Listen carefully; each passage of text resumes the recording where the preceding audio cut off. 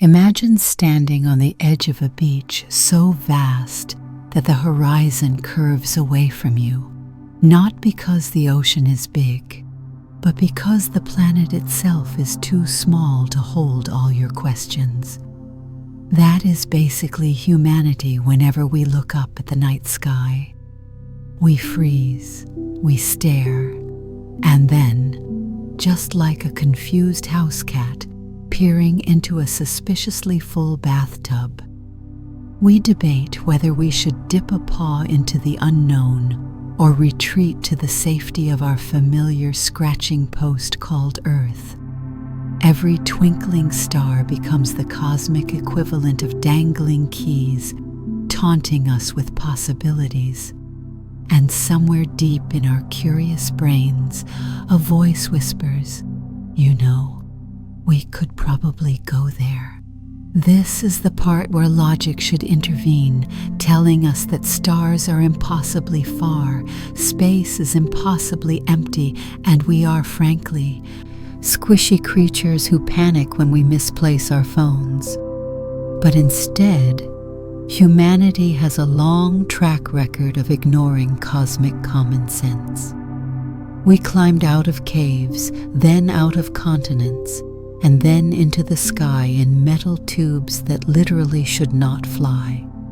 And now we are looking at the interstellar void the same way early sailors looked at the open ocean, terrified, captivated, and pretending we understand navigation.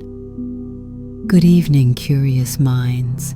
I truly hope you will enjoy today's video. Before we begin, leave a comment and tell me where and when you're tuning in, and if you find yourself learning something new as you drift toward sleep. Consider subscribing, but only if you enjoy these calm journeys through the universe. Now, let's begin. What makes this moment fascinating is that interstellar travel has shifted from the realm of mythological dreams to the outskirts of scientific possibility.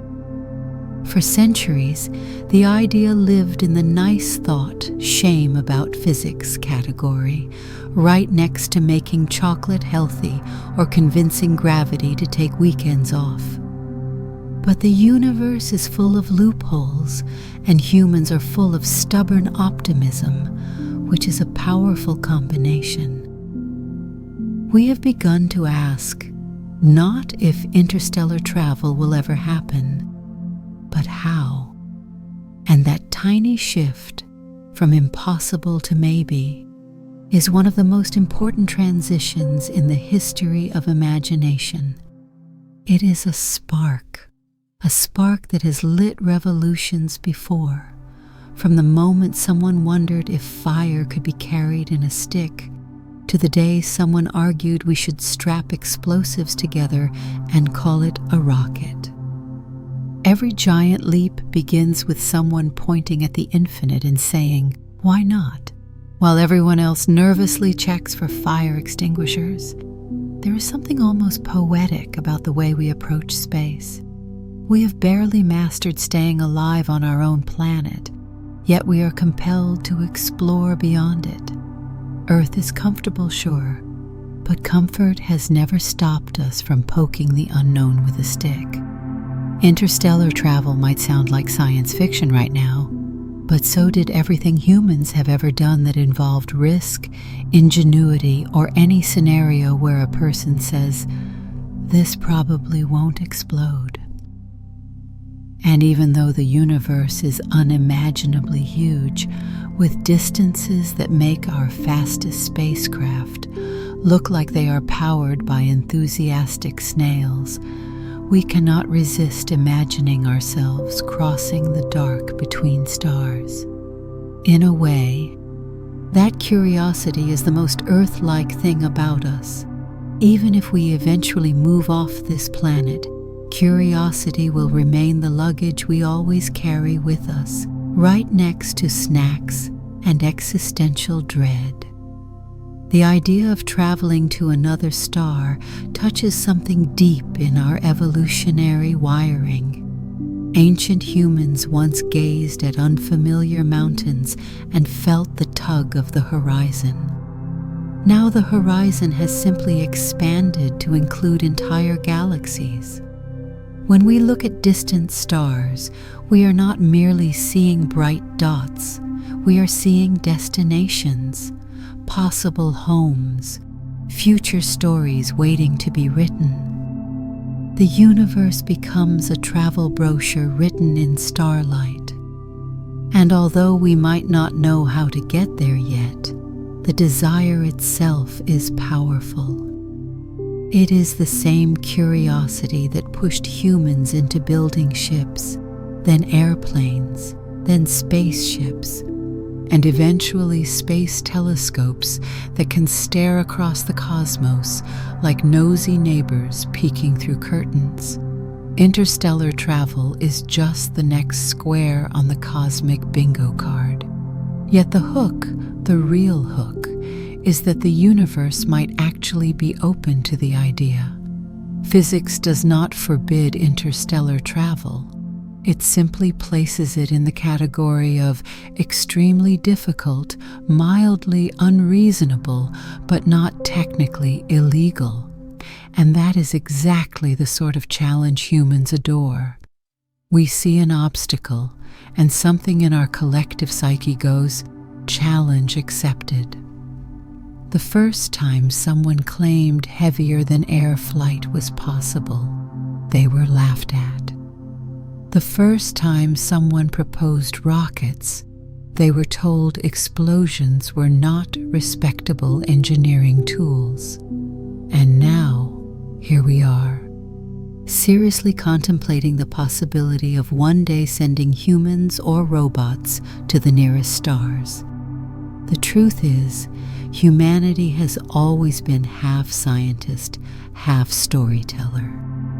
We invent the idea first, then spend centuries trying to make reality catch up. Interstellar travel might still be far beyond our reach, but the moment we started imagining it, we began inching toward it. So here we stand, on our tiny blue rock, peering into the cosmic ocean, whiskers twitching with curiosity. And maybe, just maybe, we are finally ready to dip a paw into that enormous bathtub and see what happens next. If you ever want to feel both fascinated and personally offended, just look at a map of the universe. It is the kind of map that makes you realize humanity has been bragging about going far, when really we have barely left our driveway. We like to imagine ourselves as bold cosmic explorers, but the truth is our greatest achievements beyond Earth have carried us only a tiny fraction of the way to the nearest star.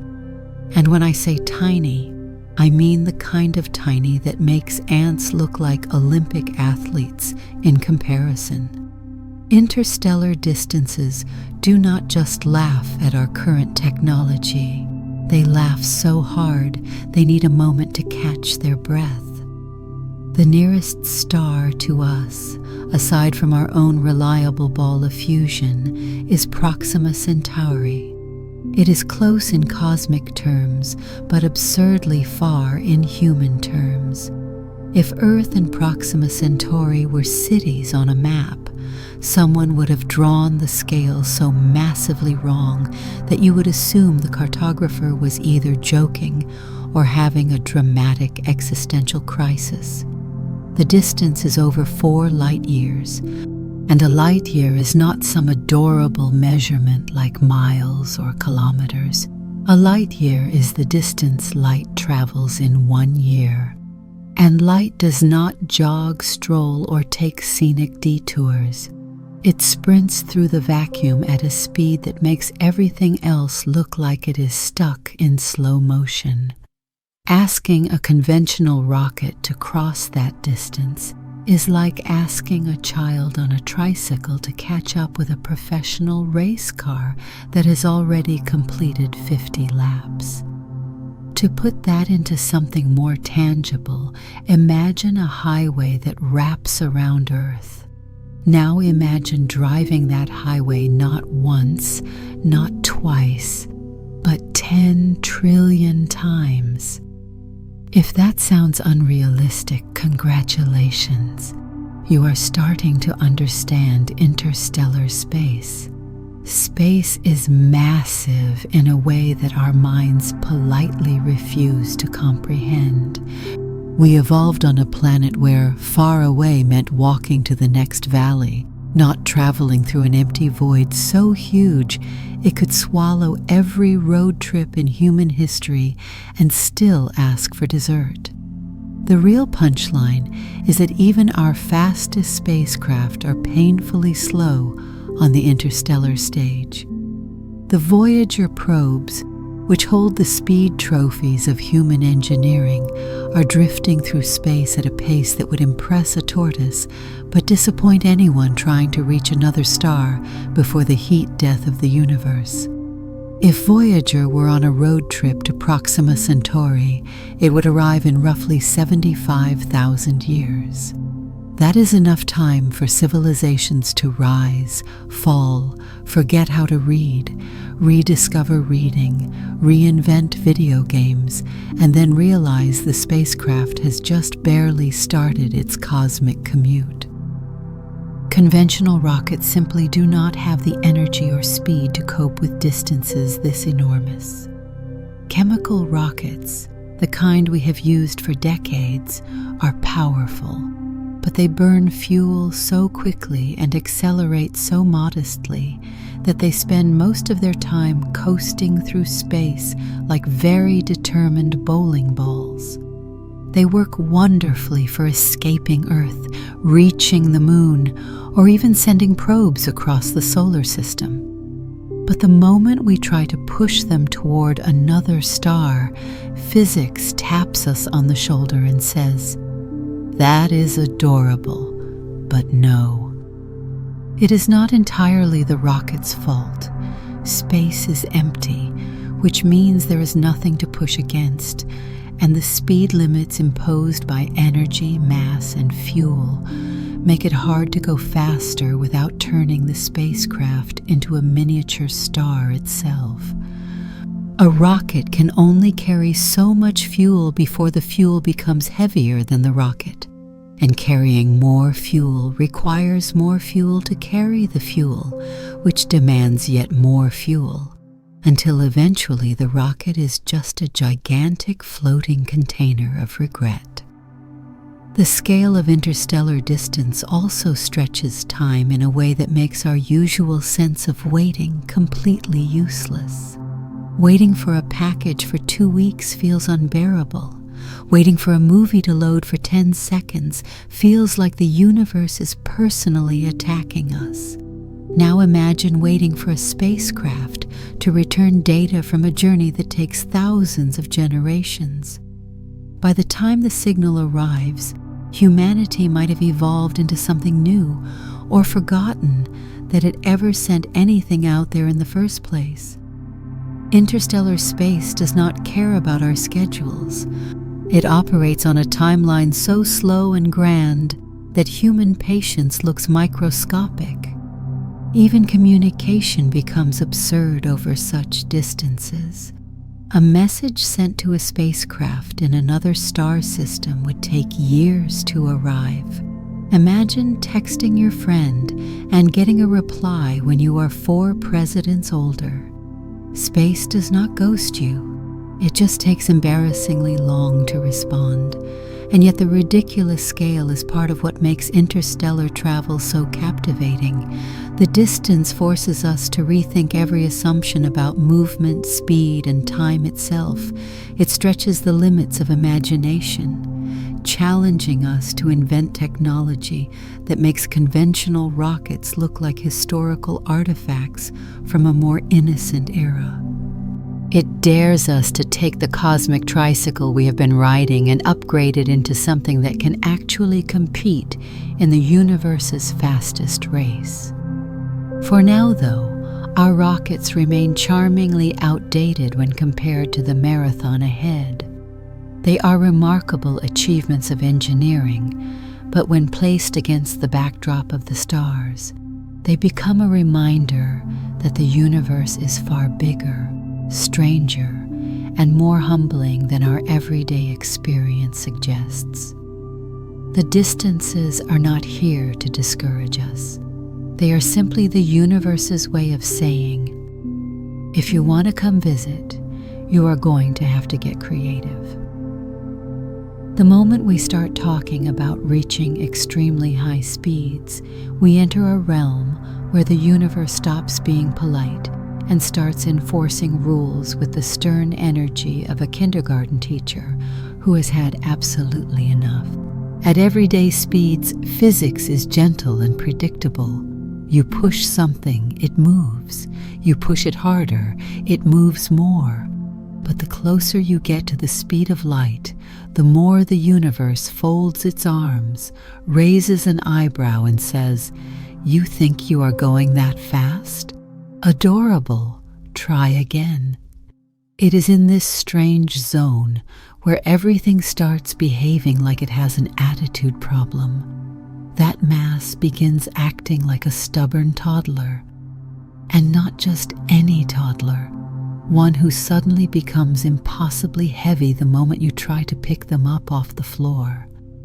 To understand why the universe behaves this way, we need to slide gently into the world of relativity, a place where intuition goes on vacation and the rules of everyday life pack their bags and quietly leave. According to relativity, as an object speeds up, it resists further acceleration, not metaphorically, but literally. Mass, which we usually think of as something constant and predictable, starts acting like it knows you want to move faster and is absolutely determined to sabotage those plans.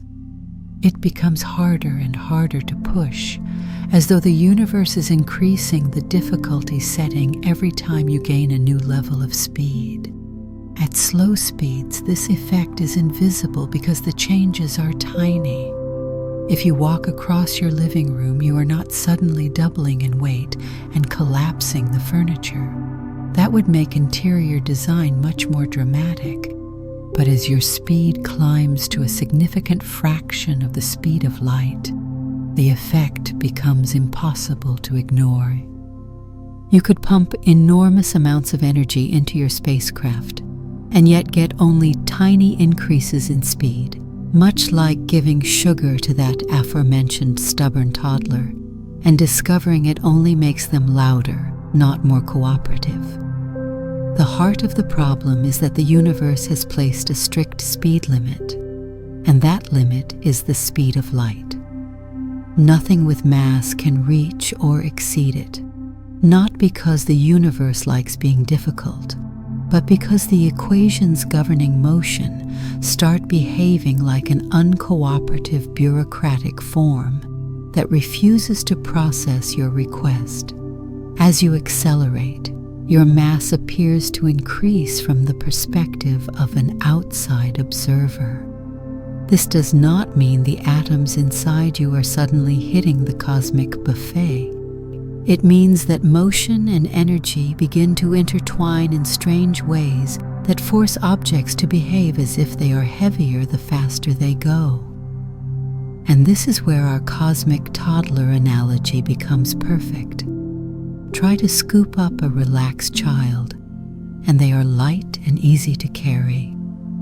Try to scoop up a child who does not want to leave the playground, and suddenly they gain the density of a compact neutron star. Legs go limp. Arms turn into inconvenient flailing levers. Their mass seems to magically double. Moving them becomes a physics puzzle you did not ask for. Accelerating a spacecraft near the speed of light produces the same energy-draining frustration. Every incremental push requires more energy than the last, until the amount needed becomes so enormous that it borders on mythical. Imagine trying to accelerate a spacecraft using engines more powerful than anything we have ever conceived, and still discovering that the speed difference you gain is barely noticeable. It is like flooring the pedal on a sports car and watching it politely inch forward as if it has suddenly lost confidence in itself. The closer you get to light speed, the more the universe says, "No, really, stop trying, I mean it."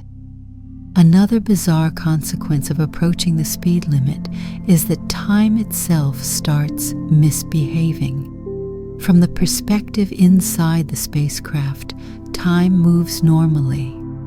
You sip your drink, complain about the recycled air, wonder whether the snacks could be more interesting. But from the outside, everything aboard the spacecraft slows down. Clocks tick like they are conserving energy. Movements look stretched and languid. Even aging slows, turning the spacecraft into a sort of reluctant time machine. This has nothing to do with mass becoming stubborn, but it shows how deeply speed warps the everyday rules we take for granted. The energy problem, however, is the real villain in this story. To accelerate something already moving near light speed, you have to add more and more energy, to the point where powering the spacecraft would require an amount of energy comparable to what stars produce. Stars can manage that because they are giant fusion engines casually turning matter into light. But humans are not nearly that dramatic. Building a propulsion system that can deliver that kind of energy without melting itself into a puddle of glowing disappointment is one of the great engineering challenges of interstellar travel. This stubborn resistance to acceleration is not merely an inconvenience, it is a defining feature of the universe. It keeps reality stable and prevents objects from carelessly achieving speeds that would make causality cry. If it were easy to go faster than light, or even reach it, the universe would be full of paradoxes. People might arrive at destinations before they leave. Cause and effect would turn into an optional feature, and physics would need to issue a formal apology. So here we are, dreaming of high-speed travel while the universe enforces its cosmic toddler rules. It is not impossible to move incredibly fast, but pushing toward the speed of light requires determination, creativity, and a whole new kind of technology. Technology capable of coaxing that stubborn toddler to take even one small step closer to the ultimate speed. When humanity first discovered fire, we learned two things very quickly. Flames are useful, and flames are also spectacularly good at ruining your day. Thousands of years later, we have not changed a bit. We still love playing with powerful energy sources, and we still occasionally set things on fire we absolutely should not. So when scientists propose building fusion-powered spacecraft, essentially miniature stars tucked neatly inside metal tubes, you can imagine the mixture of excitement and quiet, nervous sweating happening behind the scenes. The idea is simple. If you want to cross vast cosmic distances, you need propulsion with the punch of a stellar furnace. The challenge is avoiding the kind of incident that future historians would politely refer to as the brightest oops in human history. Nuclear propulsion is humanity's attempt to stop relying on chemical rockets, which behave like enthusiastic party poppers. Lots of noise, lots of energy, but not nearly enough lasting power. Chemical rockets burn through their fuel with the efficiency of a toddler consuming sugar, fast, chaotic and unsustainable. If we are ever going to leave our little cosmic neighborhood, we need engines that play in a completely different league. This is where nuclear propulsion enters like a confident contender, cracking its knuckles and saying, "All right, move over. Let me show you how grown-ups do this." There are two main flavors of nuclear propulsion: fission and fusion. Fission is the older sibling, reliable, intense, and slightly too enthusiastic if mishandled. It involves splitting heavy atoms to release energy, the same process behind nuclear reactors and certain explosions we would prefer not to repeat. Fusion, on the other hand, is the golden child of physics. It is the process that powers stars, fusing light atoms into heavier ones and releasing enormous amounts of energy without the downside of leaving behind long-lived radioactive leftovers.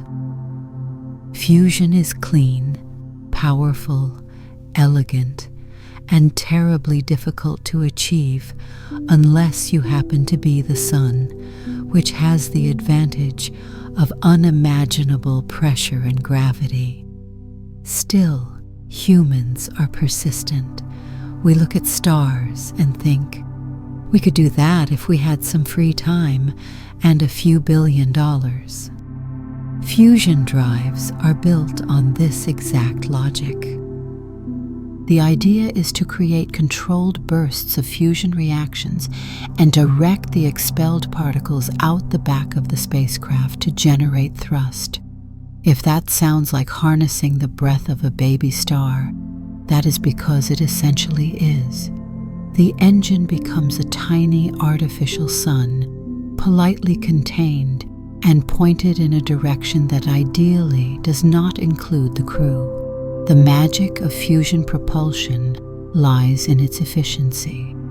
Fusion reactions pack an extraordinary energy density, meaning even a relatively small amount of fuel could provide enough thrust to accelerate a spacecraft to speeds far beyond what chemical rockets could ever dream of.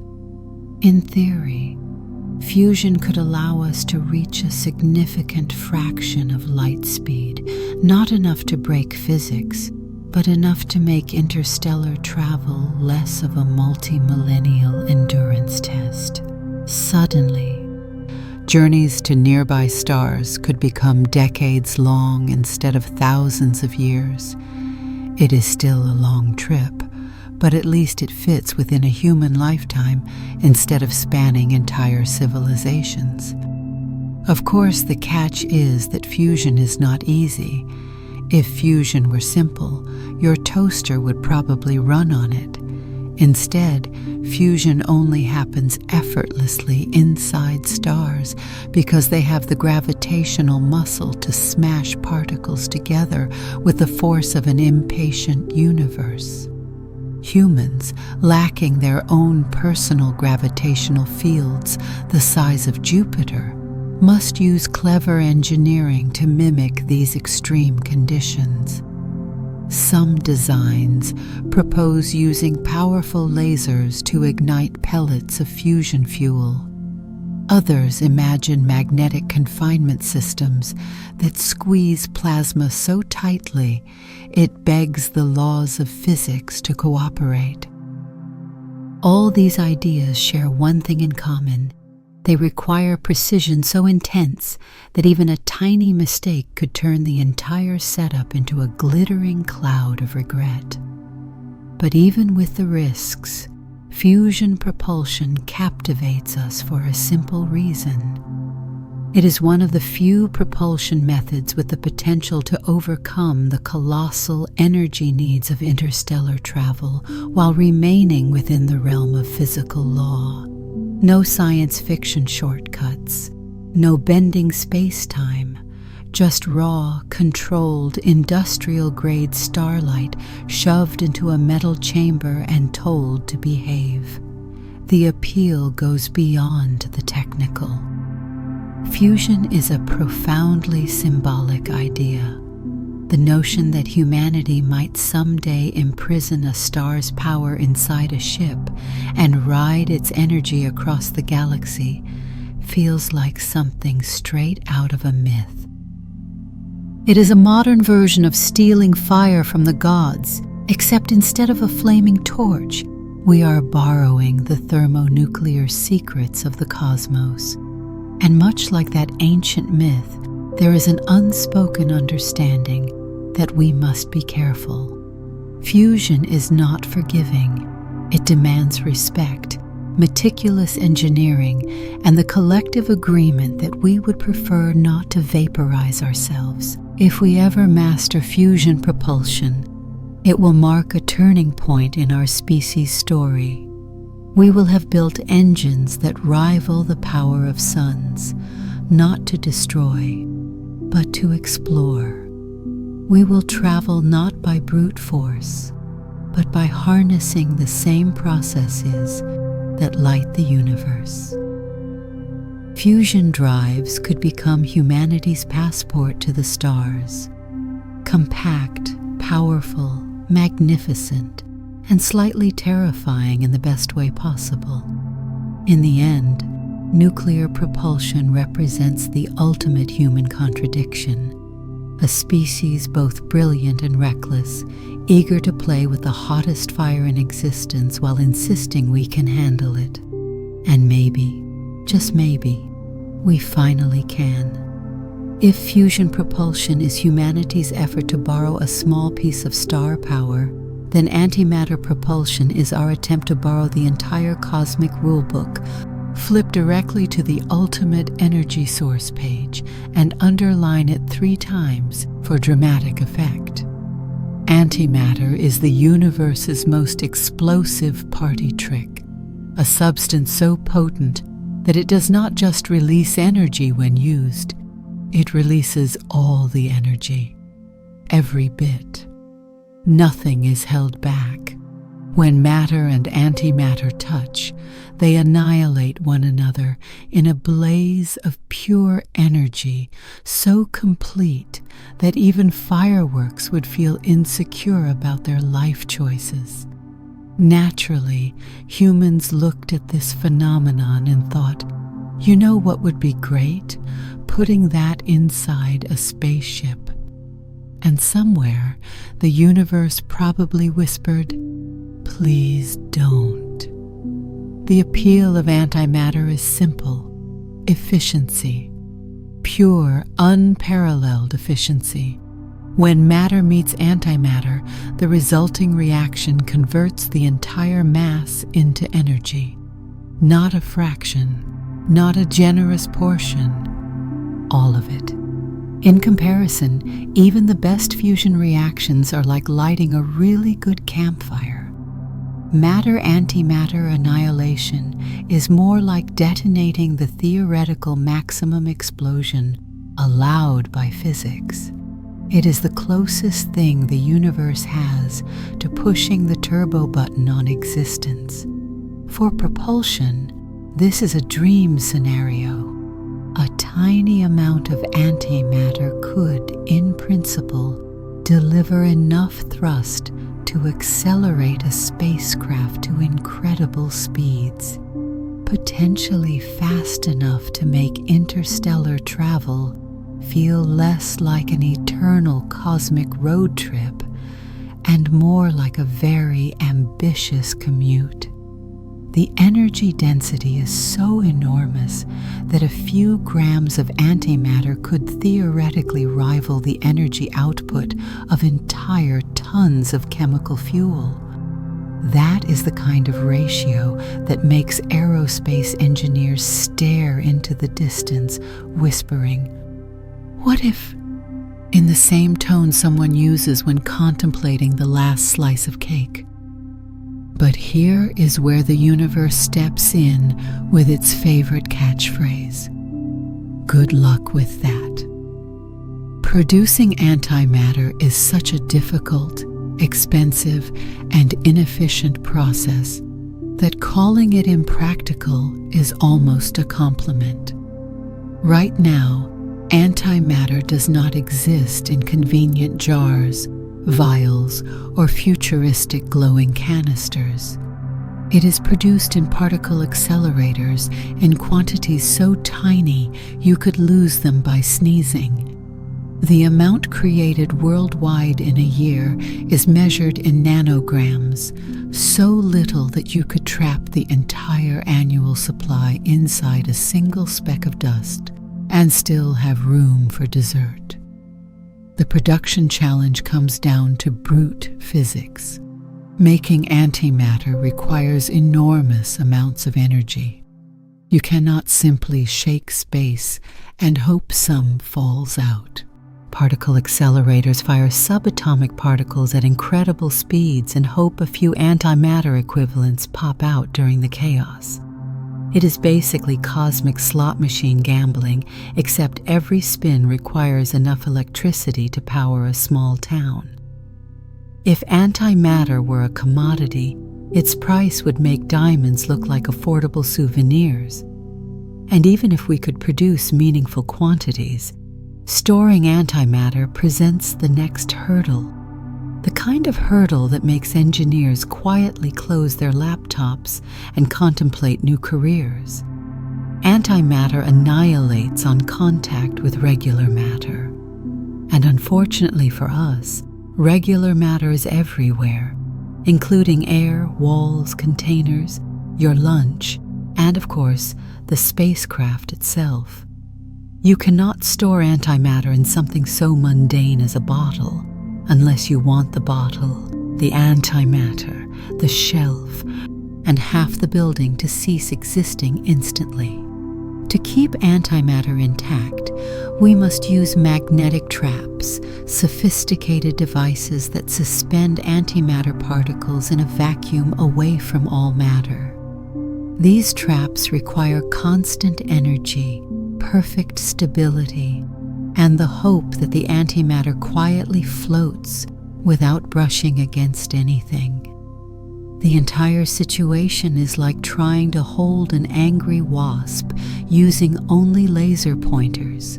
The slightest failure means the antimatter escapes, touches the nearest atom, and turns the facility into a brilliant flash that future archaeologists might find suspicious. Despite these unimaginable challenges, antimatter remains deeply tempting. Many propulsion concepts suggest using antimatter to ignite fusion reactions, acting as a high-tech spark plug for miniature star engines. Others propose direct thrust systems, where the annihilation energy is channeled into exhaust at velocities that make conventional rockets look like old bicycles. If we ever manage to build such engines safely, they could take us across interstellar space at a respectable fraction of light speed. Not instant travel, not magic, but fast enough that a human mission to another star might be feasible within one lifetime. Beyond performance, antimatter sparks the imagination because it represents the extreme edge of what physics allows. It is not science fiction. It is real, measurable, and astonishing. Antimatter is created naturally in thunderstorms, cosmic rays, and near black holes. Though scooping it up from any of those sources is the kind of field trip no one volunteers for. It is a reminder that the universe hides extraordinary mechanisms everywhere, and sometimes those mechanisms look suspiciously like rocket fuel waiting for someone bold enough to figure it out. If humanity ever cracks the antimatter puzzle, production, storage, and safe use, it would revolutionize not only space travel, but energy science itself. It would be the technological equivalent of discovering fire again, except this fire glows with subatomic fury and politely requests you do not sneeze near it. Until that day, antimatter remains the most powerful, maybe someday, in the cosmic toolbox. An energy source so mighty it could propel us to the stars, but so troublesome that producing enough of it right now is like trying to fill a swimming pool with water vapor and good intentions, possible in theory, hilarious in practice. If you have ever watched a sailboat cut silently across the water, powered only by the wind, you have witnessed one of the oldest and simplest forms of propulsion.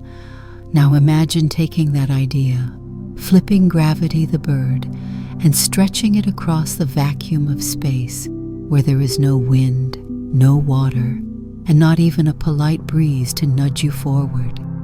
That is the strange, elegant genius of solar sails. They are the cosmic equivalent of surfing on sunlight, because when you cannot bring fuel with you, the next best thing is to let the universe do the pushing. It turns out starlight is not just pretty, it is also surprisingly pushy, sending out tiny waves of momentum that have been crashing into everything since the dawn of time. The trick is building a surfboard big enough to catch those ancient waves. Solar sails rely on a simple but powerful idea. Light carries momentum. Not a lot. If sunlight slapped you in the face, you would not notice. But on the scale of enormous, ultralight reflective sheets, those tiny pushes add up. Picture photons as microscopic surfers flinging themselves onto a reflective sail and bouncing off, giving it the gentlest shove imaginable. Then repeat that shove trillions of times per second, non-stop, forever, because starlight does not take breaks. Given enough time and enough photons, a solar sail can accelerate to astonishing speeds without ever burning a drop of fuel. It is the ultimate low-maintenance propulsion system, quiet, clean, elegant, and powered by the nearest star that refuses to turn off. These sails must be vast and incredibly thin, often imagined as giant sheets of polished material stretched to the width of football fields, but thinner than a human hair. Engineers design them like metallic spider webs, extremely lightweight yet strong enough to survive being dragged through the vacuum by relentless sunlight. A spacecraft attached to such a sail slowly gains speed, the way a calm river gains current. Gradually, then confidently, then surprisingly fast once it has a long stretch of space ahead of it. You do not ride a solar sail for quick, dramatic liftoffs. You ride it the way surfers wait for the perfect wave, patiently, trusting the physics, and hoping nothing tears the sail halfway through the trip. One of the most compelling aspects of solar sailing is that it turns space travel into an art of precision rather than brute force. Chemical rockets rely on explosive reactions and thunderous thrust. Solar sails rely on geometry and grace. A slight tilt of the reflective sheet can alter the direction of travel, allowing a spacecraft to navigate through the cosmos with slow but deliberate control. It is like steering with sunlight, using ancient radiation as your cosmic compass. There is something poetic about a ship that sails the emptiness, not by grinding engines, but by listening to the quiet pressure of photons whispering across its surface. However, starlight alone is only the beginning. The universe may provide a gentle push, but humans are not known for settling for gentle. So engineers decided to upgrade the cosmic surfboard by adding giant lasers. Because if there is one thing humans do well, It is pointing lasers at things to make them go faster. Laser-driven sails take the concept of solar sailing and turbocharge it. Instead of relying solely on the sun's steady, polite illumination, a powerful laser array would blast a constant stream of photons onto the sail, pushing it with far more force than natural sunlight could ever muster. Imagine a city-sized field of lasers on Earth or in orbit, firing a perfectly focused beam at a lightweight sail no bigger than a dinner plate. That tiny sail could accelerate to incredible speeds, potentially reaching a significant fraction of light speed in mere minutes. It would be like catching a tsunami of photons, a cosmic shove so dramatic it makes you wonder whether the spacecraft should fill out a permission slip first. Concepts like these are behind projects such as laser-driven nanoprobes, tiny spacecraft designed to sprint across interstellar space like microscopic marathon champions. They might be small, but they could reach nearby stars in decades rather than millennia. The precision required for this is mind-bending. The lasers must maintain perfect aim across millions of miles. The sail must withstand intense photon pressure without shredding like an overconfident kite in a hurricane.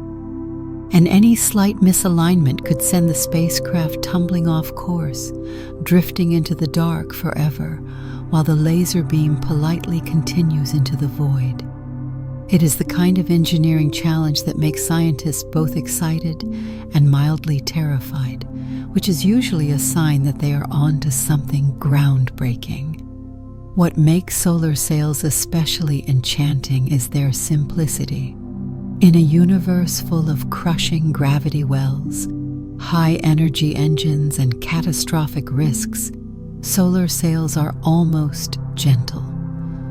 They are quiet cosmic surfers catching radiation waves that have existed since stars first ignited.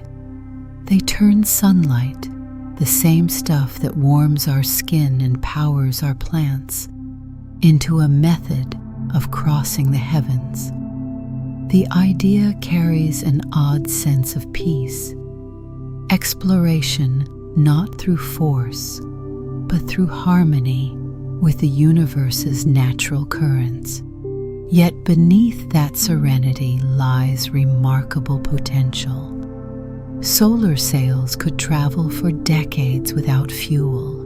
They could visit distant comets, explore the outer reaches of planetary systems, or even serve as scouts for interstellar missions.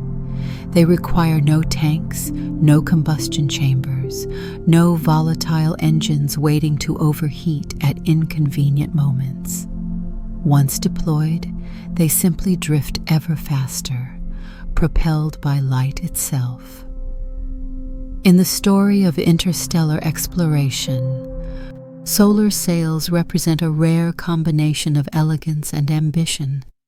They embody the idea that sometimes the best way to move forward is to let the universe do the pushing, and somewhere between the whisper of starlight and the roar of laser beams, humanity may discover that the oldest waves in creation are also our ticket to the stars. Cosmic surfboards gliding into the endless sea. At some point in human history, we collectively decided that if something exists long enough without being hit by a laser, we should probably remedy that. This instinct has now wandered boldly into the realm of space travel. Beamed propulsion using giant laser arrays or microwave beams to push lightweight spacecraft is one of the most ambitious, audacious, and undeniably human ideas ever proposed. It is essentially the universe's version of blowing on a paper boat to make it move, except the paper boat is a hyper-advanced ultralight spacecraft, and the blowing involves industrial-strength lasers that could probably slice a planet if you were having a particularly dramatic Tuesday. Beamed propulsion works on a simple principle. Instead of carrying fuel, the spacecraft receives energy from afar. A massive laser installation, either on Earth, on the Moon, or floating in space, like a very expensive cosmic flashlight, aims a concentrated beam at a reflective sail attached to the spacecraft. The photons from the beam smack into the sail, bounce off, and push it forward. It is the same mechanism behind solar sails, but with the raw power turned up until the universe starts checking its insurance policies. The beauty of beamed propulsion is that it completely sidesteps one of the biggest problems in space travel: mass. Rockets must haul heavy fuel tanks, and carrying fuel to propel fuel gets messy fast.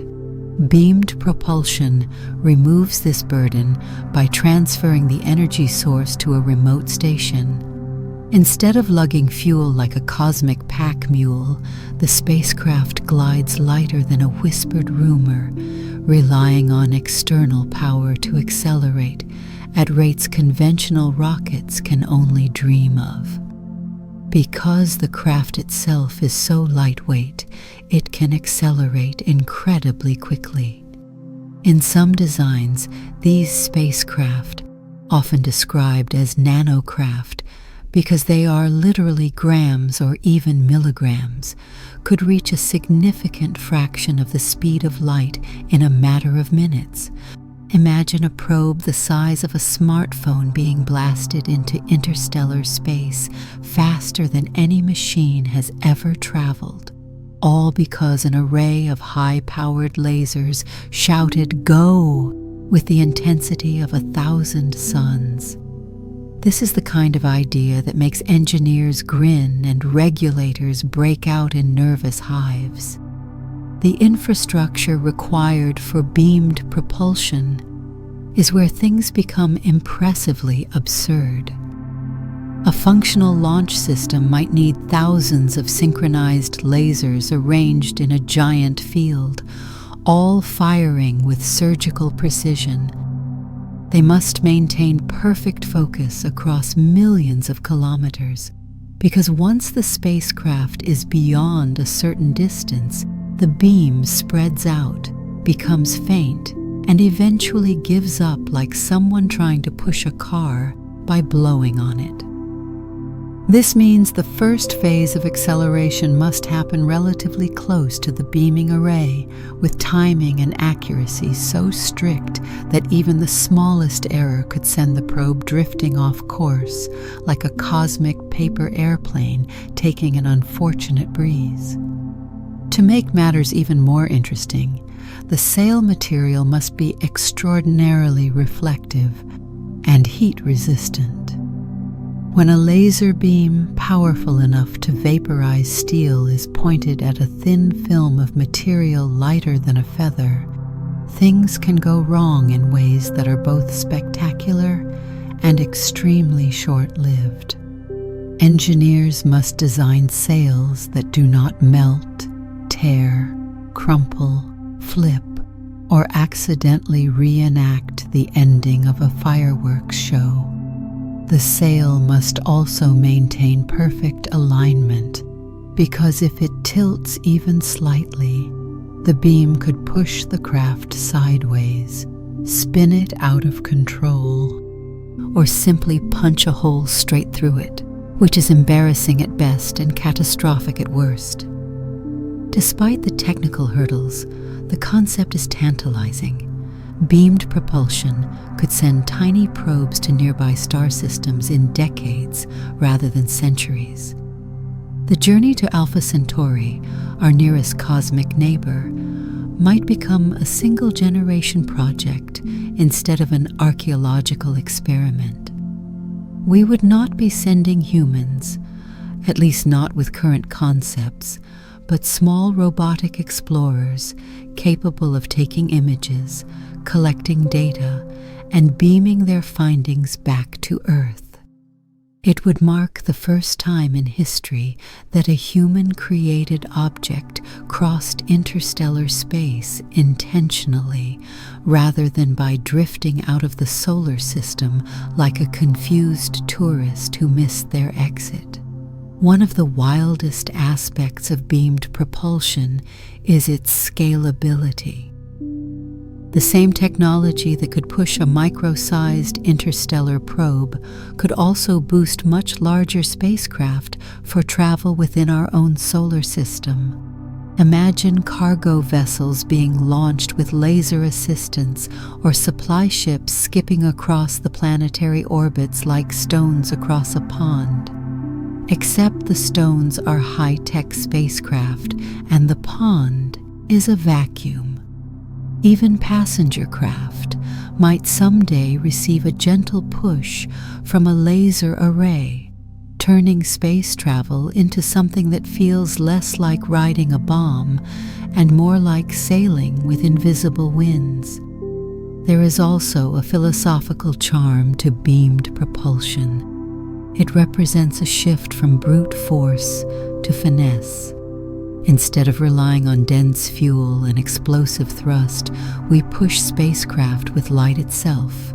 It feels delicate, almost artistic, like orchestrating a cosmic ballet between photons and thin reflective sails. And yet underneath that grace lies astonishing power, the kind of power that, if misdirected, could punch a neat hole through an unlucky asteroid or give a satellite a haircut. But perhaps the most compelling part of the concept is what it suggests about humanity.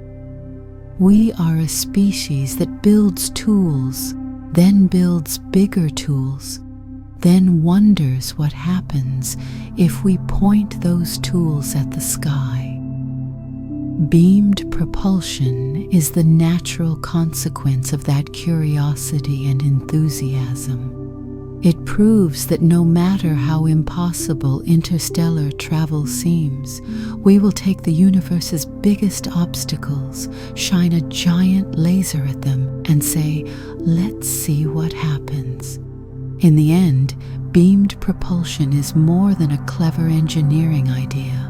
It is a testament to our willingness to innovate boldly, sometimes recklessly, and always with the underlying belief that the universe is worth exploring, even if we have to light up half the sky to do it.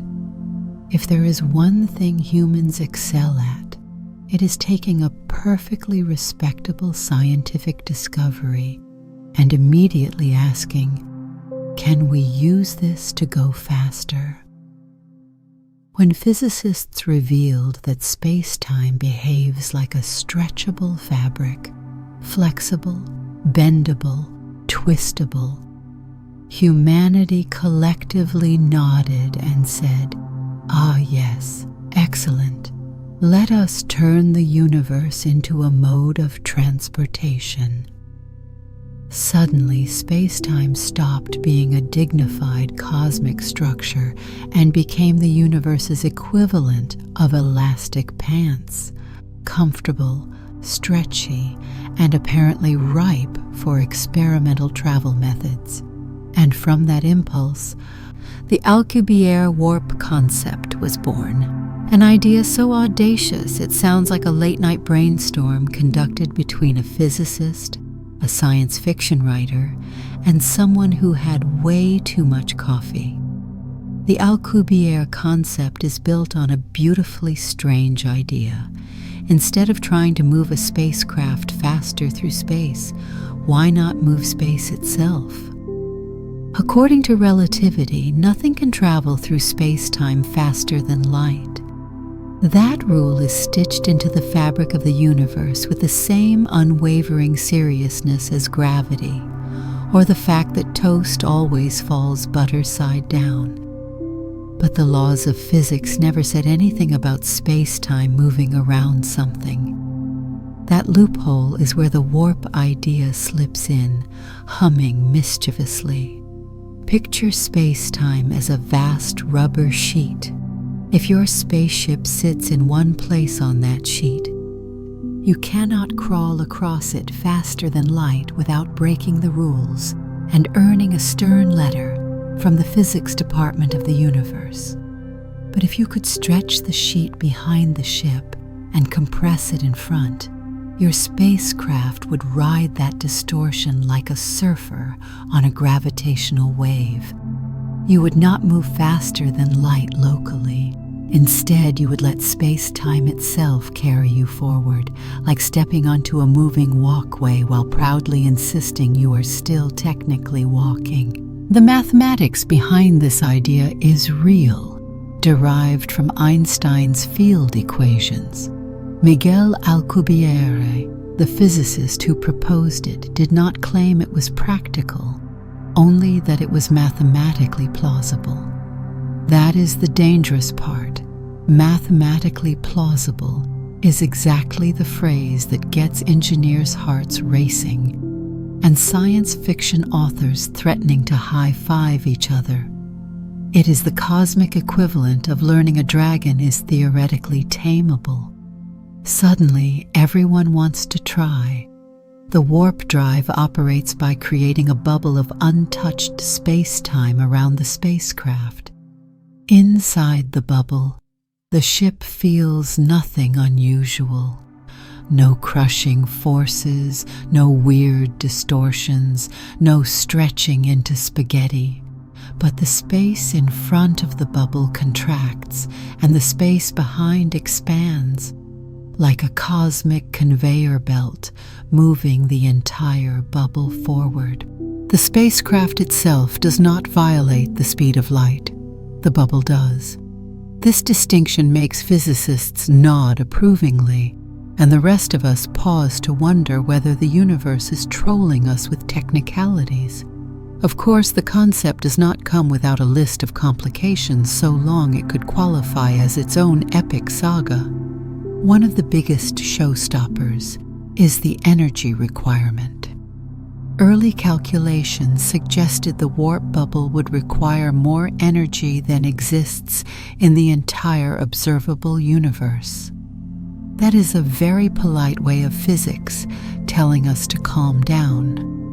Later refinements reduced that requirement dramatically, down to the energy of maybe a star or a few giant planets. But less impossible is still not the same as easy.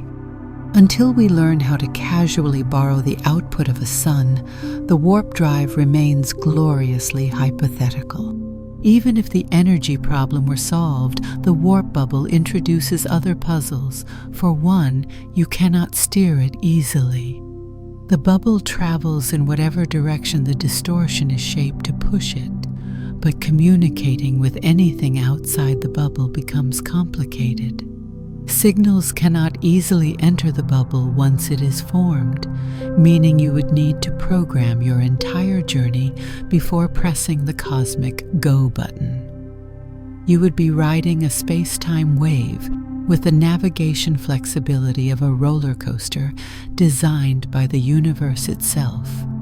Another concern is what happens at the front edge of the bubble. Some calculations suggest that particles could accumulate there during travel. Stray hydrogen atoms, cosmic dust, whatever bits of the universe get swept along for the ride. When the bubble finally stops, all those particles might release their energy in one impressive burst, which is the physics equivalent of slamming the brakes on a car and discovering you have accidentally scooped an entire barnyard into the front seat.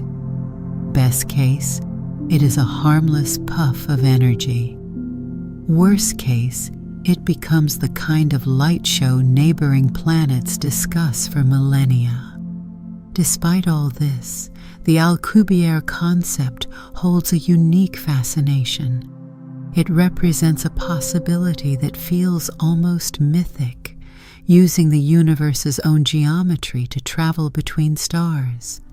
It is not breaking physics, but dancing with it, bending its rules and moving through its folds like a cosmic tailor, reshaping space-time threads. And the fact that it is grounded in real mathematics makes it irresistible. It is not magic. It is not fantasy. It is simply physics being weird and wonderful in the way physics loves to be when we poke it long enough. Whether warp travel ever becomes feasible is anyone's guess. It may forever remain a thought experiment, a mathematical curiosity that inspires generations without ever crossing into engineering reality. Or perhaps humanity will one day create the tools needed to manipulate space-time like a sculptor working clay. If that day comes, our descendants might look back at the early 21st century and laugh at the idea that we once relied on chemical explosions to reach space. For now, the Alcubierre warp concept stands as a monument to human curiosity, a reminder that, when faced with the impossible, we instinctively search for loopholes in the fabric of reality. And sometimes those loopholes look a lot like stretchy cosmic pants just waiting to be tried on. If the universe were a giant video game, and let's be honest, some days it truly feels like one, then wormholes would be the hidden cheat codes developers buried deep in the cosmic level design. They are the ultimate shortcut, the kind of secret tunnel that lets you bypass millions of miles in favor of a quick hop through space-time. A wormhole is essentially the universe leaning over and whispering, "Okay, fine. Yes, technically there is a faster way. I'm just not telling you where I put it, how to activate it, or whether it collapses the moment you step inside." It is both tantalizing and infuriating, the cosmic equivalent of a locked door with a glowing sign that says, "Do not enter unless you are braver than you are smart." A wormhole, in theory, is a tunnel that connects two distant points in space-time. Picture the universe as a giant sheet of paper. If you draw two dots far apart, getting from one to the other takes time and effort. But if you fold the paper so the dots touch, you create a shortcut. A wormhole is that fold, a bridge that bypasses the space in between. Instead of traveling the long way around like a responsible adult, you leap through a cosmic side door like someone who found a secret passage behind a bookshelf. The idea is elegant, mind-bending, and exactly the kind of concept that makes physicists grin while everyone else questions reality. The mathematics behind wormholes comes from general relativity, Einstein's framework for understanding space-time as a dynamic, flexible entity. According to the equations, space-time can curve, twist, and connect in unusual ways under extreme conditions. Wormholes pop out of these equations like cosmic Easter eggs, rare, theoretical, and likely sealed with warnings written in physics no one can quite decipher. They might exist naturally, created in the early universe during moments of intense energy and chaos. If so, they could be scattered across the cosmos like forgotten relics, waiting for someone bold enough to peek inside. But even if wormholes do exist, there is one tiny inconvenience. The natural ones would probably be unstable. And by unstable, I mean they would collapse faster than you can say, "Maybe this was a bad idea." A naturally forming wormhole would pinch shut instantly, like a cosmic balloon trying to inflate inside a vacuum and immediately regretting all its life choices. To hold a wormhole open long enough for anything, let alone a spacecraft, to get through, we would need something exotic, something dramatic, something called negative energy. And unfortunately, negative energy is not something you pick up at the store next to the batteries and duct tape. It is a theoretical form of energy that behaves in ways normal matter refuses to, like creating outward pressure that counteracts gravitational collapse. If regular matter is the universe's responsible adult, negative energy is the rebellious teenager constantly breaking the rules in surprising ways. So far, we have only observed tiny hints of negative energy in very specific quantum situations, such as the Casimir effect, where two metal plates placed extremely close together produce a strange pressure difference due to quantum fluctuations. This is the kind of phenomenon that proves the universe enjoys being weird simply for the sake of entertainment. But the amounts involved are microscopic, nowhere near enough to prop open a wormhole. If wormholes require negative energy on a large scale, then humanity currently possesses enough of it to maybe hold a wormhole open for the duration of 0 seconds, give or take. Even if we someday figured out how to stabilize a wormhole, the engineering challenges would be staggering. The entrance might behave like a sphere rather than a tunnel, stretching and distorting everything around it. Radiation could stream out unpredictably. Tidal forces might stretch anything entering the wormhole like cosmic taffy, and that is assuming the wormhole behaves politely. If it fluctuates, jitters, shifts, or even hiccups, your carefully planned shortcut might drop you anywhere, from a nearby star system to a completely different galaxy, to the uncomfortable realization that you have been flung into the middle of nowhere with no cell service. Yet wormholes continue to captivate scientists and storytellers alike, because they promise something no other propulsion method can: instantaneous or near instantaneous travel across impossible distances. Where rockets offer speed, wormholes offer geography cheating. Instead of racing across the cosmic racetrack, you simply step through a doorway. You bypass time, distance, and the usual annoyance of needing to cross billions of miles of dark emptiness. If wormholes could ever be engineered, and that remains one monumental if, they would rewrite everything we know about exploration. They also raise fascinating philosophical questions. If a wormhole can connect 2 points in space, can it also connect 2 points in time? The equations suggest yes. That possibility alone launches the imagination into a frenzy. Suddenly, wormholes become not just shortcuts through space, but potential bridges through time. And if humanity ever gained the ability to step through time, the universe would almost certainly regret giving us that power. We are barely responsible with microwaves. We are not prepared for temporal consequences. Still, the allure persists. Wormholes embody the dream of breaking free from the tyranny of distance. They are the cosmic equivalent of a hidden backstage door leading directly to the universe's grandest attractions.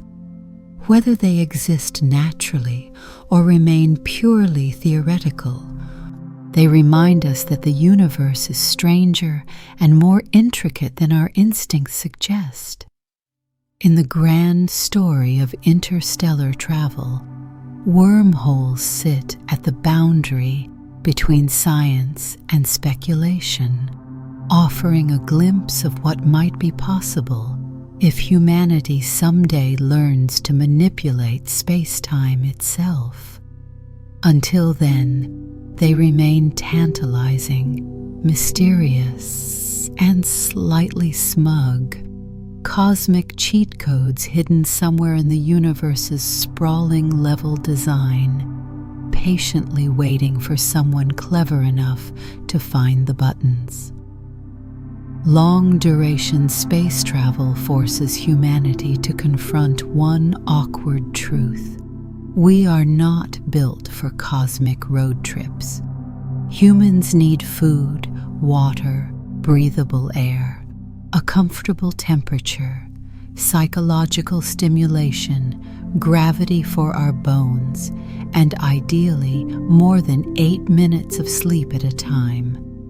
Space, meanwhile, offers none of those things.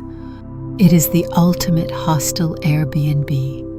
Stunning views, zero amenities, absolutely no refund policy. So when engineers consider missions that might last decades or even centuries, they inevitably arrive at a peculiar question. What if the astronauts just slept through it? Cryogenic sleep, or induced hibernation, is the idea of placing human beings into a state of dramatically slowed biological activity. Breathing, heart rate, metabolism, everything drifts toward a barely there hum, like turning the body into energy-saving mode. The concept is appealing because a sleeping crew consumes far fewer resources. They do not eat, drink, get bored, argue about chores, or start existential debates about who forgot to secure the airlock. They simply wait, quietly, while the ship glides through vast stretches of darkness. Then, decades later, they awaken in a completely different stellar neighborhood, where the local star might metaphorically speak with a different accent. It sounds elegant, clean, and almost serene. But achieving it is like asking biology to break every habit it has developed over millions of years. Nature offers inspiration. Many animals enter states of torpor or hibernation. Bears, ground squirrels, bats, they all dial back their metabolism when winter hits, slowing their bodies to save energy. Some frogs freeze solid and thaw back to life, as if rebooting themselves from a nature-approved save point. This proves that slowing life functions is possible. The trick is translating that biological magic into something we can safely induce in creatures who absolutely did not evolve for deep space hibernation and occasionally panic when they misplace their keys. The biggest challenge is making sure the human body survives the transition without turning into a tragic science experiment. Cooling the body slows metabolism, but it also risks ice forming inside cells, a scenario cells understandably dislike. To prevent this, researchers explore cryoprotectant chemicals, controlled cooling techniques, and methods that allow tissues to enter low-activity states without catastrophic freezer burn. But humans lack the natural adaptations that hibernating animals use, such as specialized proteins that prevent ice crystal formation, or metabolic pathways that protect organs from oxygen shortages. Our biology is essentially saying, absolutely not, while engineers reply, come on, just a little hibernation. Even if we master safe induction, keeping someone in a cryogenic state for years presents its own nightmare of engineering challenges. Temperature must remain perfectly stable. Nutrients must be delivered in slow, precise ways. Waste must be removed even though the body barely produces any.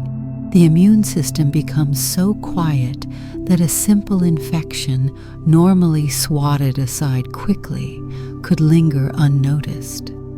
Muscles and bones, already weakened by microgravity, could deteriorate further unless the cryogenic state includes mechanisms to prevent that. And then there's the grand finale, waking up. The revival process must gently bring every system online again, like rebooting a computer without triggering a cascade of error messages. You do not want an astronaut emerging from cryosleep feeling like they spent the last 50 years as a poorly preserved popsicle. But cryogenic sleep is only half the battle. The life support systems surrounding those slumbering astronauts must function flawlessly for the entire duration of the mission.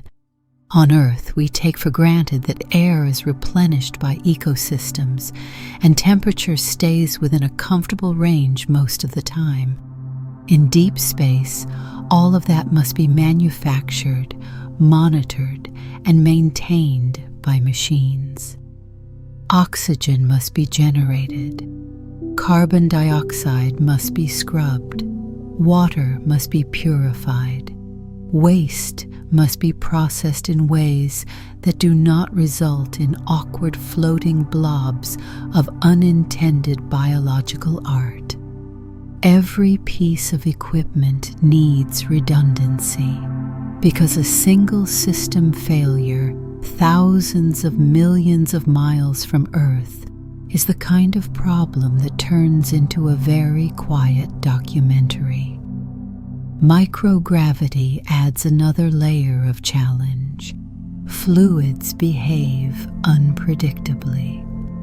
Air circulation must be engineered so pockets of carbon dioxide do not collect in corners and quietly suffocate sleeping astronauts who will not even roll over in protest.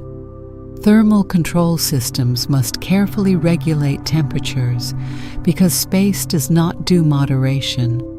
It is either blisteringly hot in the sunlight or brutally cold in the shadow. Anything that malfunctions, freezes, melts, or clogs becomes a potential hazard. And remember, the crew is asleep. They cannot fix anything. The entire ship must function as a self-maintaining ecosystem, humming along without human intervention, like a cosmic passenger plane where all the pilots are napping for decades. There is also the psychological question. If astronauts sleep through most of the journey, their perception of time becomes radically distorted. They may depart Earth and awaken in a future so distant that cultures have evolved, technologies have transformed, and everyone back home speaks in unfamiliar slang. Waking up to a completely new era could feel exhilarating, horrifying, or both. It is time dilation without relativity, a human leap forward that leaves society's continuity behind. Yet despite the challenges, the idea remains compelling. Cryogenic sleep offers a practical solution to one of the biggest problems in interstellar travel. Humans are simply not built for incredibly long voyages. Hibernation reduces the need for supplies, lowers psychological strain, and simplifies mission design. It turns a decades-long journey into what feels like an overnight flight, though admittedly an overnight flight through the cold, silent abyss of space. Cryogenic sleep may still be decades from reality, but it represents humanity's determination to adapt ourselves to the cosmos. It is an audacious attempt to bend biology, engineering, and time to our will. And if someday astronauts drift into slumber and awaken light years away, blinking groggily at a star system that looks nothing like the one they left, they will prove one simple truth. Even when faced with the enormity of space, humans will find a way to nap through the difficult parts. When scientists confront the staggering reality that interstellar travel might take centuries, they inevitably arrive at a bold, slightly unsettling solution. If the journey is too long for one crew to complete, why not bring enough people for an entire moving civilization? This concept, known as a generation ship, is humanity's attempt to transform a spacecraft into a long-haul cultural time capsule, complete with families, education systems, agriculture, governance, and the occasional argument about who forgot to rotate the hydroponic crops. Instead of trying to outpace time, we would simply inhabit it, drifting across the cosmos in a vessel so vast it becomes its own world.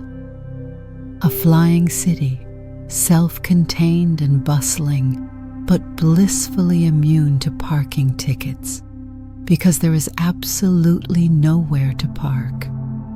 At its heart, a generation ship is an ark built not to survive an apocalypse, but to embrace the slow, methodical journey between stars. Because no single person can expect to live long enough to make the full trip, children are born aboard, grow up aboard, and eventually raise their own children aboard. Entire lifetimes unfold between launch and arrival, each generation inheriting the same mission: keep the ship alive, keep the community thriving, and keep the banana plants from encroaching on the ventilation shafts. By the time the ship reaches its destination, the crew who began the journey would be long gone, remembered only through archived messages, recorded histories, and probably a few family stories that have dramatically exaggerated their bravery for narrative flair. Designing such a ship forces us to reimagine society from scratch. A generation ship cannot rely on resupply missions, rescue craft, or convenient pit stops. It must be a completely self-sustaining bubble, producing everything its inhabitants need. This includes food, water, oxygen, medicine, and tools, essentially a miniature Earth floating through the void. Agriculture would likely dominate large sections of the vessel, not in picturesque rolling fields, but in massive hydroponic farms humming under bright artificial lights. Fish tanks, algae vats, fruit trees, and vegetable towers would feed the population while recycling carbon dioxide into oxygen. Every nutrient must be reused, every drop of water purified, every scrap of organic matter fed back into the system. Waste is not something to throw away, but something to transform. In a closed ecosystem, efficiency becomes an art form, and compost becomes a sacred substance rivaling gold. But building a sustainable environment is only half the equation. The people themselves must remain psychologically healthy, educated, and socially cohesive across centuries. A generation ship must provide more than necessities. It must offer purpose. Without connection to a larger world, life aboard could become monotonous, claustrophobic, or fractured. People need community spaces, recreation, art, and culture just as much as they need protein and vitamins. A ship that forgets to nurture its cultural life might coast through space for 200 years, only to arrive with a population deeply confused about why they are there in the first place. Education becomes an anchor of continuity.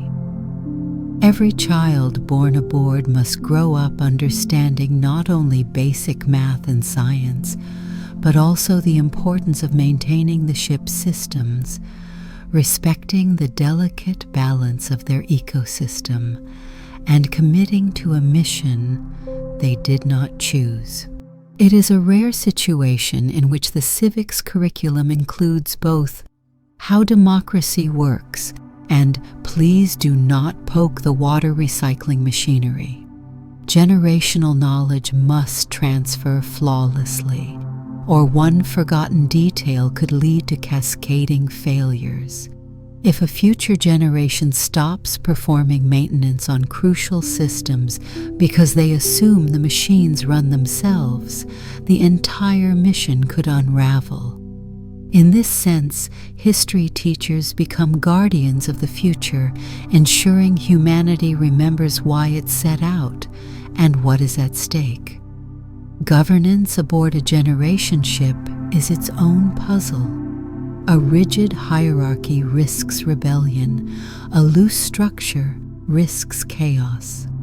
The community must balance fairness, stability, and adaptability. Would leadership be elected, rotational, consensus-based? Could policies be amended mid-journey? How would disagreements be mediated when the nearest neutral territory is several light years away? In such a confined environment, interpersonal conflicts cannot simply be walked away from. Everyone lives in the same giant metal tube after all. Emotional intelligence becomes as crucial as engineering. There is another subtle challenge: identity. After several generations, the descendants of the original crew may feel more loyalty to the ship than to the distant planet their ancestors launched from. Earth might become a mythic place, described in old stories: blue skies, oceans, wind, like a half-remembered dream shared through bedtime tales.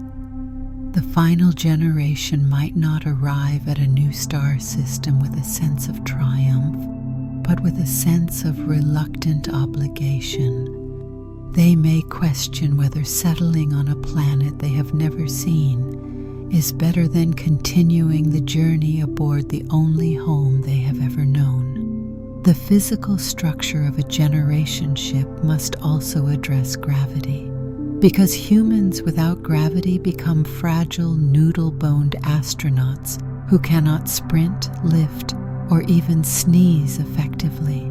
The ship would likely rotate to simulate gravity through centrifugal force, creating a long, gently curving interior landscape, where down is simply the direction the ship spins.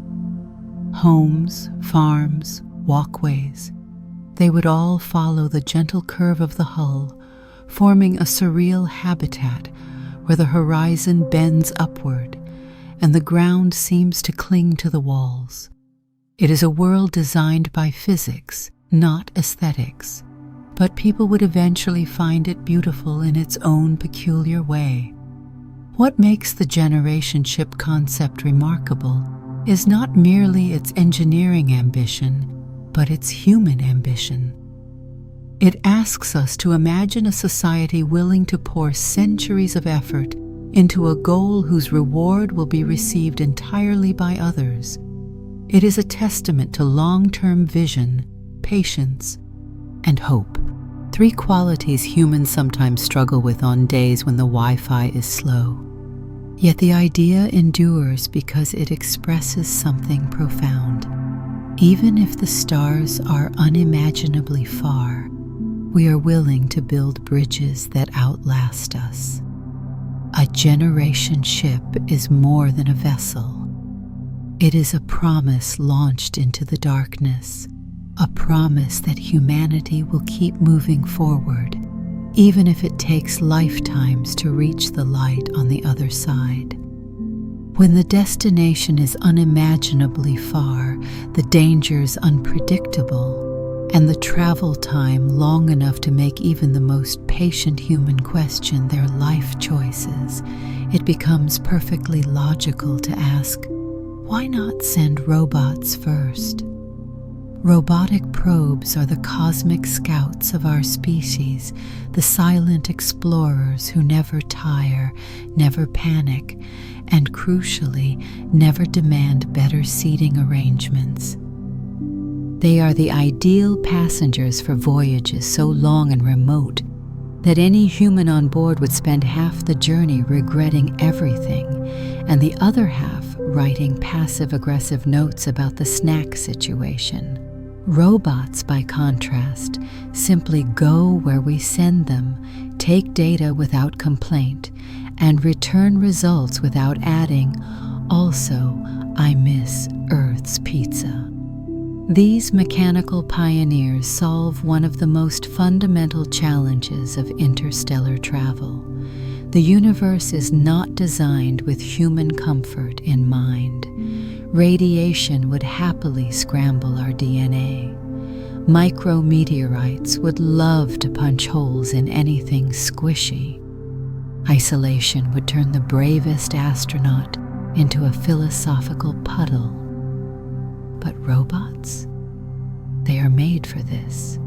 They do not get lonely. They do not get scared. Their main emotional response is a firmware update.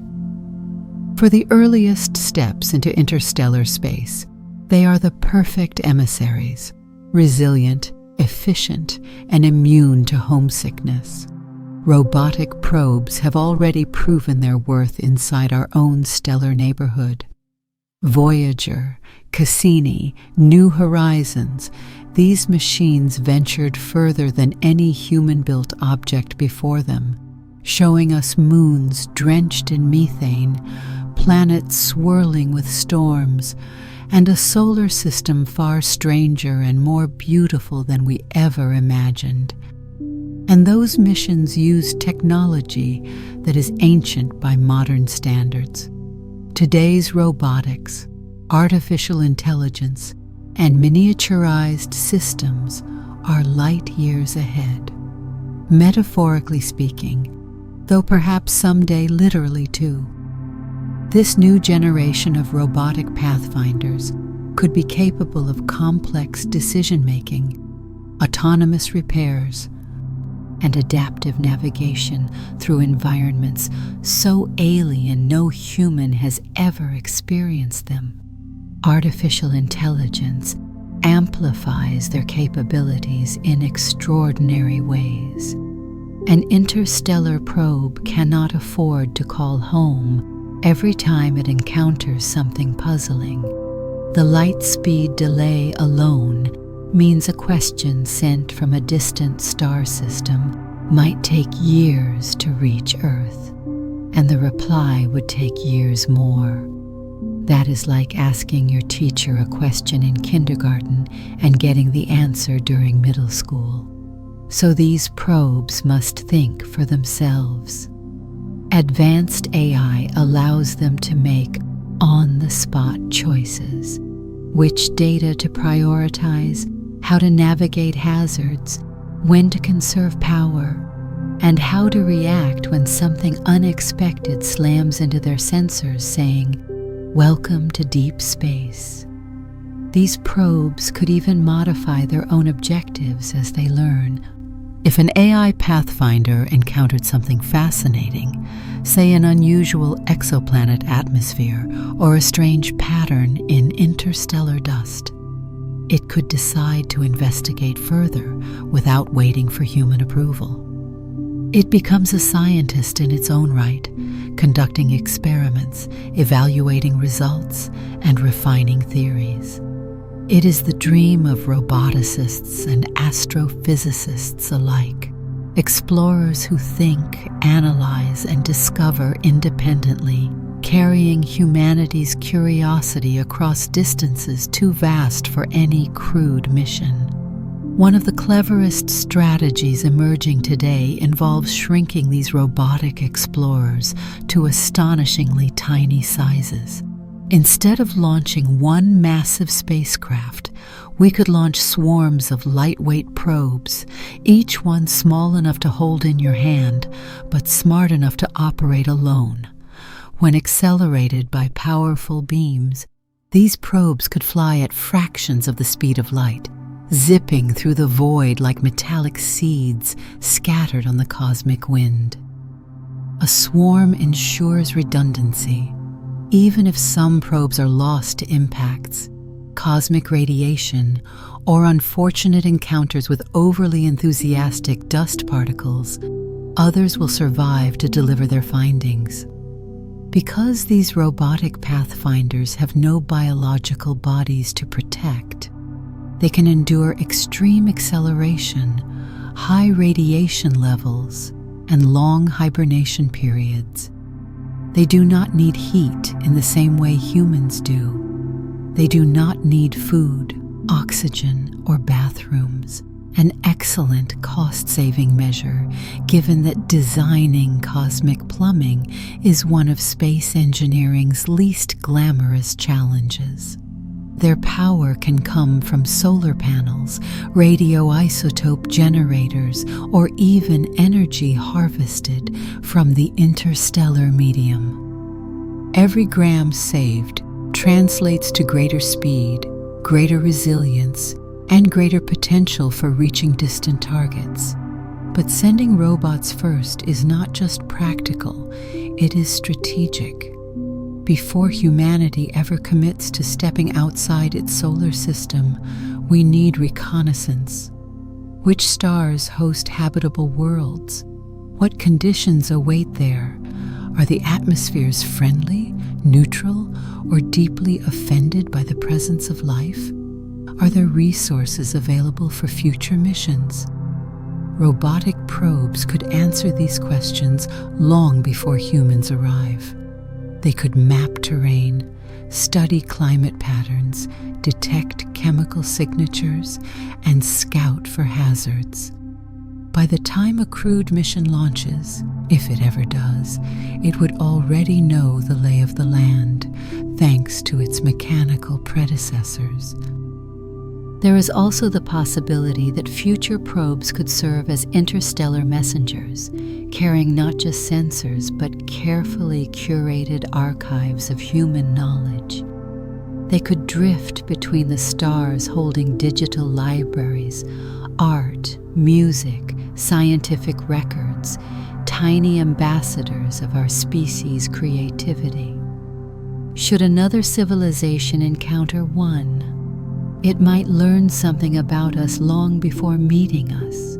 Robots become not just explorers, but storytellers, carrying our narrative into the galaxy in the hopes that someone, somewhere will listen. The beauty of robotic pathfinders is that they let us reach beyond our biological constraints without waiting for impossible breakthroughs. We do not need to master cryogenic sleep, warp space, or capture starlight in engine chambers. We simply need to harness what we already do best, building machines that extend our senses, extend our reach, and extend our understanding. In the long arc of cosmic exploration, robots will take the first steps. They will scout the darkness, map the unknown, and send back stories of distant worlds. And they will do it all without once complaining about the cramped seating, the recycled air, or the complete absence of snack options. They are the ultimate travelers, silent, tireless, uncomplaining cosmic pioneers blazing trails for the humans who may one day follow. Humans were shaped by a planet that comes with breathable air, stable gravity, sunlight, wind, rain, seasons, scenery, and the constant reassuring background noise of life. We evolved surrounded by forests, oceans, animals, other people, and the comforting knowledge that if something went wrong, there were no cosmic vacuums waiting patiently outside to end our entire existence in one dramatic whoosh. In other words, Earth is not just our home, it is our biological and psychological template. So when we imagine interstellar travelers spending years, or even decades, inside a metal tube drifting through the void, it is fair to assume that our bodies and minds might develop some strong and possibly sarcastic opinions about the arrangement. Take gravity for starters.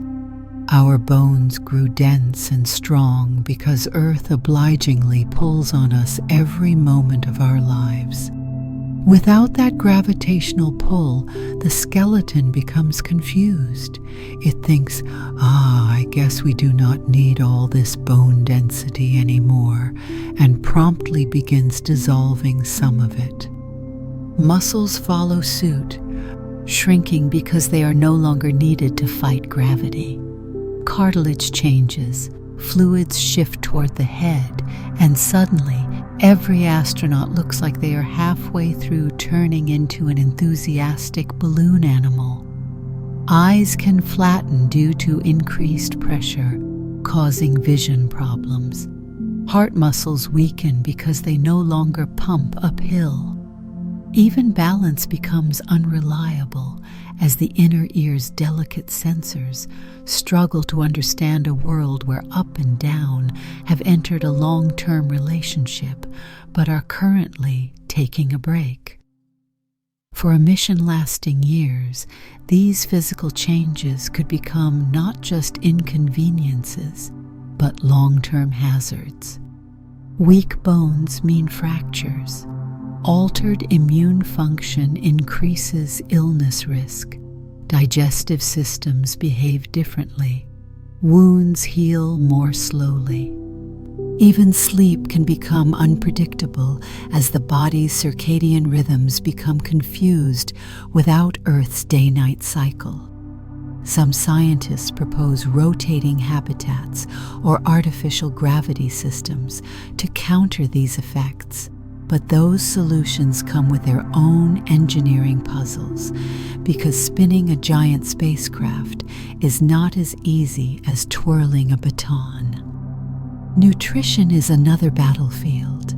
Humans need a precise mix of vitamins, minerals, proteins, fats, and carbohydrates. On Earth, we get that variety from diverse foods, vegetables from soil, fruits from trees, grains from fields, fish from oceans. In space, not so much. Growing food in controlled environments is possible, but limited.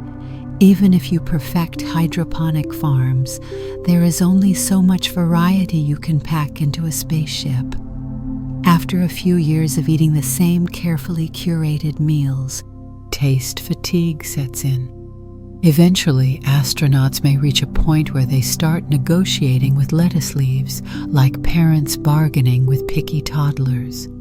And if nutritional deficiencies emerge, the consequences could unfold slowly and dangerously.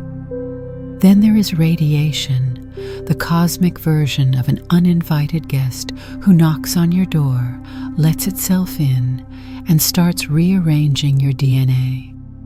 Earth protects us with its magnetic field and atmosphere. Deep space does not. High-energy particles zip through spacecraft walls like they are politely ignoring personal boundaries. Over long periods, this bombardment increases cancer risk, damages tissues, and causes mutations that the body struggles to repair. Shielding helps, but shielding is heavy, and in space travel, heavy is the enemy. Engineers must find clever ways to protect travelers without strapping half a mountain to the hull. Yet for all the biological hurdles, the psychological challenges may be even trickier. Humans thrive on novelty, diversity, fresh air, social variety, and the comforting knowledge that if the ceiling leaks, you can simply call maintenance instead of recalculating oxygen reserves with trembling hands. In a spacecraft, everything is artificial: air, light, temperature, sounds, routines. The environment becomes a constant loop, like living inside a movie that never changes scenes. Isolation and confinement press heavily on the mind. Astronauts on the International Space Station already report feelings of detachment, monotony, and sensory deprivation, and that is with the knowledge that Earth is only a short trip below.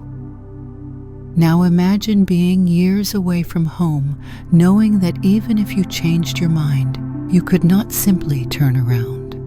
You are committed, locked into the mission with no familiar sights, no easy escape, and no open windows because space does not do breezes.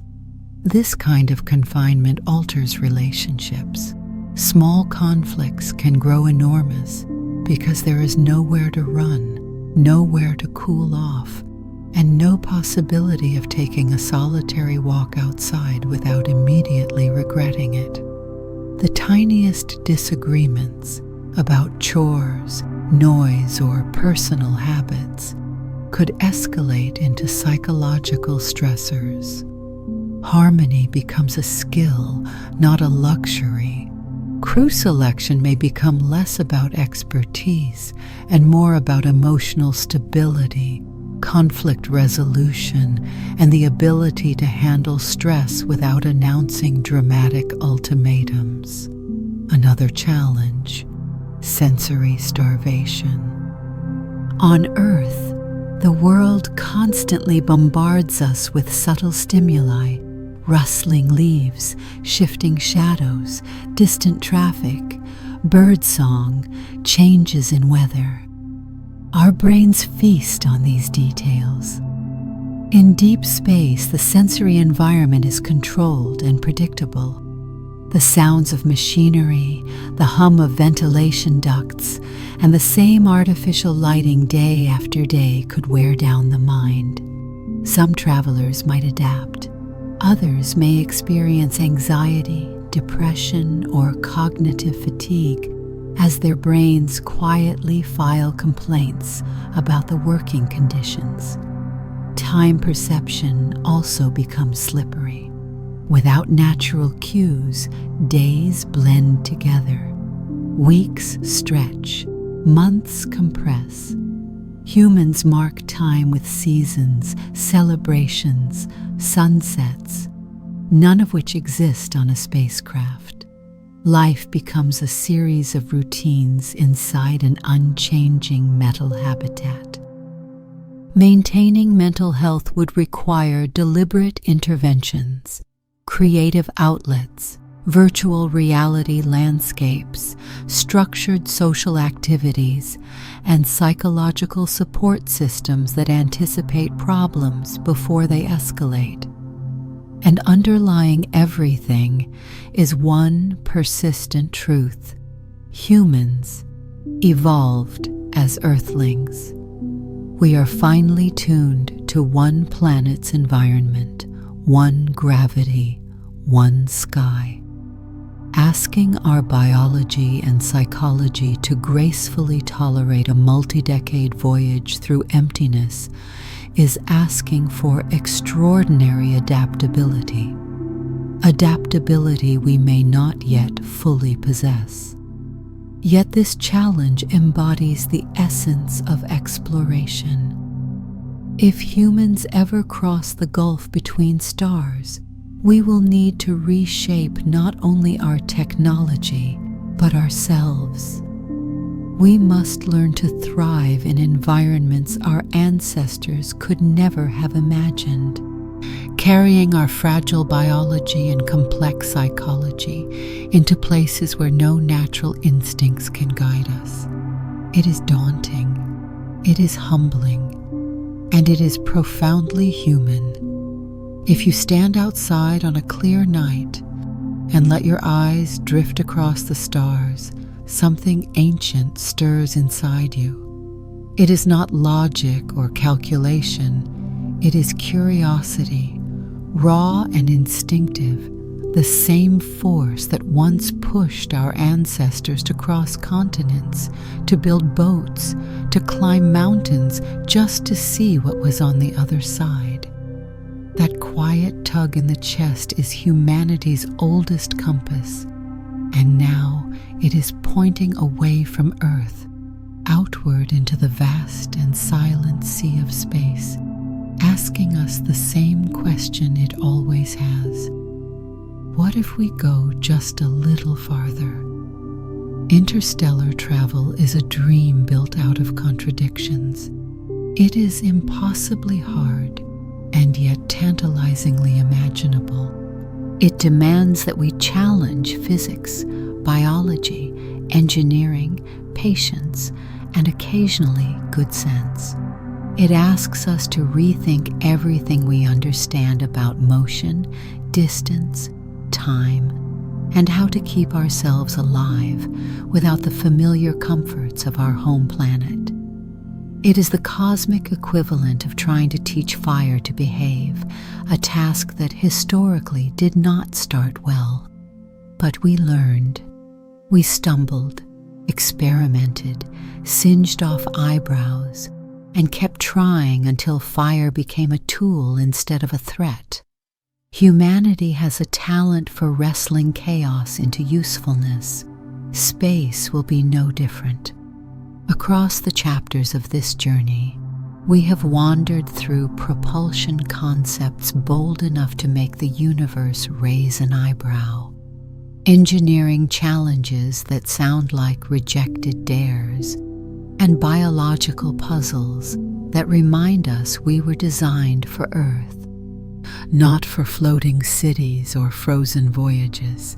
And yet, when you look at the arc of human history, there is a pattern. Every barrier looked unbreakable until someone broke it. Every frontier seemed unreachable until someone reached it. We have never been a species content with staying put. Even when the world seemed infinitely big, we still found ways to cross it. Now the cosmos has expanded that frontier a millionfold, but the impulse remains the same. We see the unknown, and we lean toward it. Interstellar travel may require technologies we have not invented yet, materials we have not created yet, and courage we have not measured yet. But the seeds of those breakthroughs are already planted in our imagination. Warp bubbles, laser sails, antimatter engines, robotic pathfinders. These ideas sound extravagant, even absurd. Yet they represent the earliest sketches of a future we have not ruled out. Humanity always begins with impossibility and works backward from there, trimming away assumptions until the impossible becomes merely difficult, and the difficult becomes simply the next thing to attempt. Even the timeline becomes part of the adventure. Some breakthroughs could arrive within decades. Others might take centuries. That does not diminish their value. When medieval astronomers mapped the heavens, they had no inkling that their painstaking charts would eventually guide spacecraft. When early chemists experimented with strange elements, they did not know they were setting the stage for nuclear propulsion. Progress is a relay race, handed off generation by generation. The baton moves forward, even if the runners never see the finish line. What makes interstellar travel so compelling is not just the destination, it is the transformation required to reach it. To cross the stars, we must become a multi-world species, capable of thriving beyond the cradle that shaped us. We must learn to store sunlight as propulsion, to sculpt space-time, to harden our biology, to tame radiation, to build ships as ecosystems instead of vehicles. We must become engineers, biologists, dreamers, diplomats, and storytellers all at once. It is a journey that will rewrite what it means to be human, and in the midst of all that complexity, there is something beautifully simple, the desire to know. That desire is older than science, older than language, older than civilization itself. It is the spark behind every experiment, every invention, every risky idea that made polite society nervous. It is the reason someone once looked at fire, wild, dangerous fire, and thought, there is potential here. It is the reason someone looked at the sky and refused to believe Earth was the whole story. If humanity ever launches its first true interstellar mission, it will not be because we solved every challenge effortlessly. It will be because curiosity outweighed fear. Because we decided that even if the path was steep, uncertain, and occasionally ridiculous, it was still worth walking. Because we realized that the universe is not something to observe passively, it is something to participate in. And one day, perhaps far in the future, when humans or their distant descendants stand on a world orbiting another star, they might look back and marvel at how improbable the journey was. They might tell stories about Earth, not as a lost home, but as the place where it all began. A small world with oceans and mountains and stubborn primates who looked at the night sky and felt destiny whispering to them. Interstellar travel is not guaranteed, but neither were ships, nor flight, nor electricity, nor the countless ideas that began as sparks of curiosity and grew into the engines of civilization. We are not wise because we have answers. We are wise because we keep searching for them. And if history has taught us anything, it is this. When humanity decides to master the stars, we may stumble, we may overheat things, we may accidentally invent the brightest oops in the galaxy, but eventually, inevitably, we figure it out. After all, we taught fire to behave. The universe should probably start preparing itself for whatever we try next.